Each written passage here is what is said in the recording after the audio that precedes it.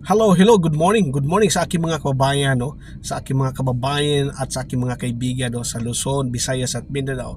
This is your Coach Ernie. Mga kaibigan, kung ikaw ngayon ay isang empleyado ng isang kumpanya, ma-private man yan o mag-government man yan, or kung ikaw ay may negosyo man, traditional business man yan, or networking business, kaibigan at mga kababayan, at kung nangarap ka na maging leader, maging general manager, maging manager one day sa inyong kumpanya na pinapasukan o sa inyong negosyo, networking business man yan o traditional business man yan, mga kaibigan at mga kababayan, ito lang masasabi ko sa inyo na you can never be a good leader if you are not a good follower.